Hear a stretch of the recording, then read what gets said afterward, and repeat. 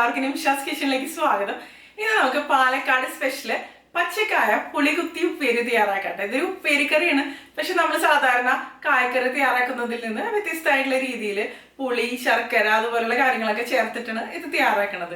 അപ്പൊ നമുക്ക് റെസിപ്പിയിലേക്ക് പോയാലോ. അപ്പൊ നമുക്ക് ഈ കായ പുളികുത്തി ഉണ്ടാക്കാം.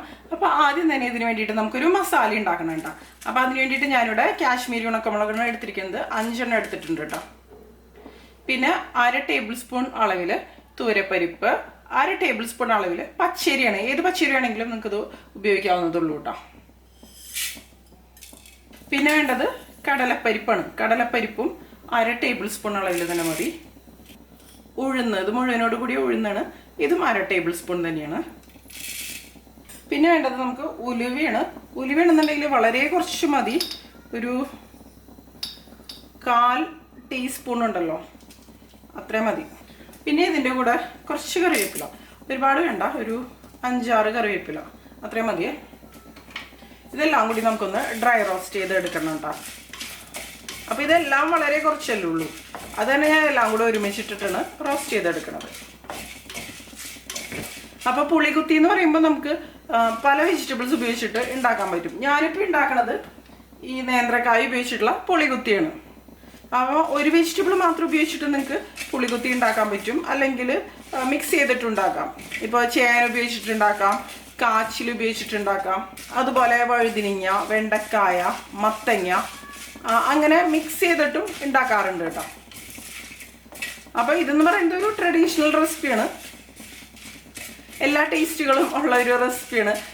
അതായത് പുളി, മധുരം, എരിവ് എല്ലാം ഉണ്ട്. മധുരം എന്ന് പറയുമ്പോൾ ചെറിയൊരു മധുരം ഉണ്ടാവും.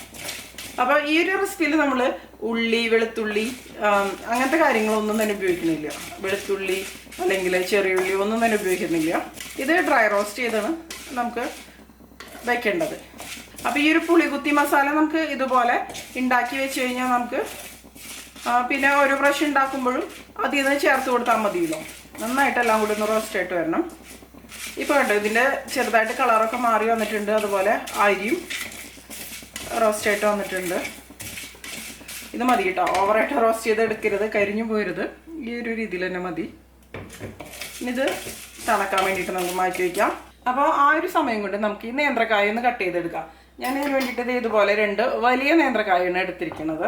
സാധാരണ രീതിയിൽ നേന്ത്രക്കായ വെച്ചിട്ടാണ് തയ്യാറാക്കി എടുക്കാറ്. അപ്പോൾ ഇനി നമുക്കിത് ഒന്ന് മുറിച്ചെടുക്കണം. അപ്പോൾ തൊലി കളയേണ്ട ആവശ്യമില്ല, പക്ഷേ ഈ ഒരു ഭാഗം ഉണ്ടല്ലോ, ഈ ഒരു ഭാഗം ഒന്ന് മാറ്റിയാൽ മതി. അതിനുശേഷം നമുക്കിത് മുറിച്ചെടുക്കാം.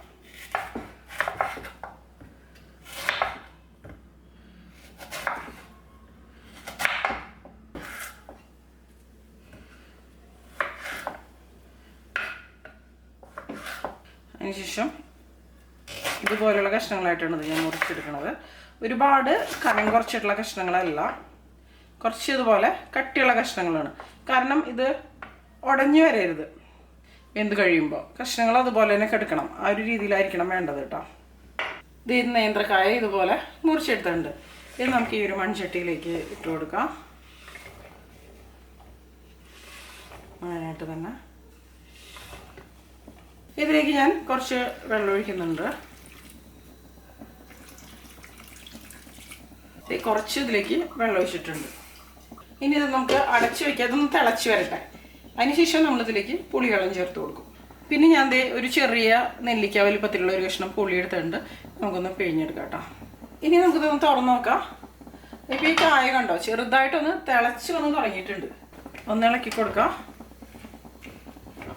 ഈ ഒരു സ്റ്റേജിൽ നമുക്കിതിലേക്ക് പുളിവെള്ളം ചേർത്ത് കൊടുക്കണം. അപ്പോൾ പുളിവെള്ളത്തിൽ കിടന്ന് വേണം ഇത് നന്നായിട്ട് വെന്ത് വരാൻ വേണ്ടിയിട്ട് കേട്ടോ. പുളിവെള്ളം ചേർത്തൊന്ന് മിക്സ് ചെയ്ത് കൊടുക്കാം. പിന്നെ ഇതിൻ്റെ കൂടെ തന്നെ ഞാനൊരു 1/4 ടീസ്പൂൺ അളവിൽ മഞ്ഞൾപ്പൊടിയും കൂടി ചേർക്കുന്നുണ്ട്. എല്ലാം കൂടെ നന്നായിട്ടൊന്ന് മിക്സ് ചെയ്ത് കൊടുക്കാം. ഇനി ഇത് ഒന്ന് വെന്ത് വരട്ടെ കേട്ടോ. ഒരു 1/4 ഭാഗത്തോളം, അതായത് വെന്ത് വരണം, പക്ഷെ കുഴഞ്ഞ് വരരുത്. ആ ഒരു സ്റ്റേജ് വരെയാണ് നമ്മളിത് വേവിച്ചെടുക്കേണ്ടത്. അപ്പോൾ പുളിവെള്ളത്തിൽ വേവിച്ചെടുത്ത് കഴിഞ്ഞാൽ ഒരുപാട് വെന്ത് കുഴയില്ല. ആ ഒരു പുളിയൊക്കെ പിടിച്ച് ടേസ്റ്റും നല്ലതായിട്ട് തന്നെ വരുമല്ലോ. അടച്ചു വയ്ക്കുക, വെന്ത് വരട്ടെ. ഈ ഒരു സമയം കൊണ്ട് നമുക്കിതൊന്ന് പൊടിച്ചെടുക്കാം കേട്ടോ, നല്ല ഫൈനായിട്ട് പൊടിച്ചെടുക്കാം. ഇനി നമുക്കൊന്ന് തുറന്നു നോക്കാം. ഇപ്പം ഈ ഒരു കായ കണ്ടോ, ഒരു 3/4 ഭാഗത്തോളം വെന്ത് വന്നിട്ടുണ്ട്. ഉടഞ്ഞൊന്നും പോയിട്ടൊന്നുമില്ല. ഇത് മതി. ഇനി ഇതിലേക്ക് നമ്മൾ പൊടിച്ചെടുത്ത് ഈ മസാല ഉണ്ടല്ലോ, ഈ പുളികുത്തി മസാല മുഴുവനായിട്ട് ചേർത്ത് കൊടുക്കാം. കൂടെ തന്നെ ഇതിലേക്ക് നമുക്ക് ഉപ്പ് ചേർക്കണം. ഇതുവരെ നമ്മൾ ഉപ്പ് ചേർത്തിട്ടില്ലല്ലോ. നന്നായിട്ടൊന്ന് മിക്സ് ചെയ്ത് കൊടുക്കാം.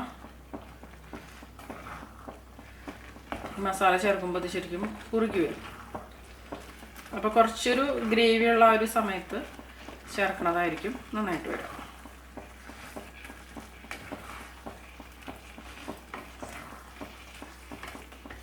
നന്നായിട്ട് അങ്ങോട്ട് മിക്സ് ചെയ്ത് കൊടുക്കാം. ഡ്രൈ ആയിട്ടാണ് ഇരിക്കേണ്ടത് കേട്ടത്, അത് പറ്റി വന്നോളൂ കേട്ടോ. ഇനി ഇതിലേക്ക് നമുക്ക് ചേർക്കേണ്ടത് ശർക്കരയാണ്. ഇപ്പം ശർക്കരയുടെ പൊടിയാണ് കേട്ടോ. ഇത് ടേസ്റ്റ് ബാലൻസ് ചെയ്യാൻ വേണ്ടിയിട്ടാണ് ശർക്കര ചേർക്കണത്. അല്ലെങ്കിൽ ശർക്കരയുടെ ഒരു കഷ്ണമാണെങ്കിലും ചേർത്ത് കൊടുക്കാം. ഞാൻ 1.5 ടേബിൾ സ്പൂൺ ശർക്കര ചേർക്കുന്നുണ്ട്. ഇപ്പോൾ പുളിയുള്ള കറികളിലൊക്കെ ഇതുപോലെ ശർക്കര ചേർക്കുമ്പോൾ നമുക്ക് ടേസ്റ്റ് ബാലൻസ് ചെയ്ത് എടുക്കാൻ പറ്റും. അപ്പോഴാണ് കൂടുതലൊരു ടേസ്റ്റി ആയിട്ട് വരിക. ചെറിയൊരു മധുരം അതാണ് ഉണ്ടാവുക കേട്ടോ. എരിവ്, പുളി, മധുരം എല്ലാ ടേസ്റ്റും ഉണ്ട് ഇതിൽ. ഇതിപ്പോൾ ഇത്ര തിക്കായിട്ട് വന്നിട്ടുണ്ട്. അപ്പോൾ ഞാൻ ഫ്ലെയിം ഓഫ് ചെയ്ത് കൊടുക്കുകയാണ്. ഇനി ഇതിലേക്ക് നമുക്ക് വറുത്തിടണ്ടേ.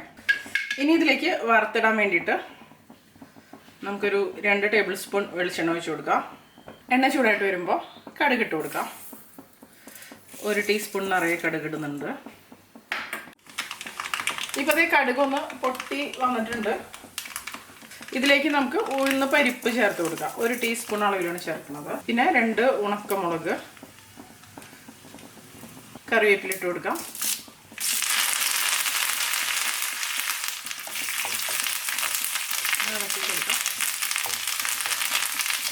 ഇത് മതി. ഫ്ലെയിം ഓഫ് ചെയ്ത് കൊടുക്കാം. ഫ്ലെയിം ഓഫ് ചെയ്ത് കൊടുത്തതിന് ശേഷം ഇതിലേക്ക് നമുക്ക് കുറച്ച് കായത്തിൻ്റെ പൊടി ചേർത്ത് കൊടുക്കാം. 1 ടീസ്പൂൺ അളവിലാണ് ഞാൻ ചേർക്കുന്നത്. അപ്പോൾ കായത്തിൻ്റെ കട്ടിയാണ് നിങ്ങൾ ഉപയോഗിക്കണമെന്നുണ്ടെങ്കിൽ നമ്മൾ ആദ്യം പരിപ്പുകളെല്ലാം വറുത്തെടുത്തില്ലേ, അതിൻ്റെ കൂടെ കായം ചേർത്തിട്ട് വറുത്തെടുത്തിട്ട് എല്ലാം കൂടെ പൊടിച്ചെടുത്താൽ മതി കേട്ടോ. നമുക്ക് ഈ വറുത്തത് ഈ ഒരു പുളികുത്തിയിലേക്ക്, കായ പുളികുത്തിയിലേക്ക് ചേർത്ത് കൊടുക്കാം. ഒന്ന് മിക്സ് ചെയ്ത് കൊടുക്കാം.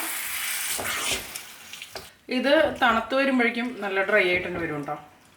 തണുത്തതിന് ശേഷം ഞാൻ കാണിക്കാം കേട്ടോ. ഇത് കണ്ടോ, ഇത് ഞാനൊന്ന് ഡ്രൈ ആക്കി എടുത്തിട്ടുണ്ട് കേട്ടോ.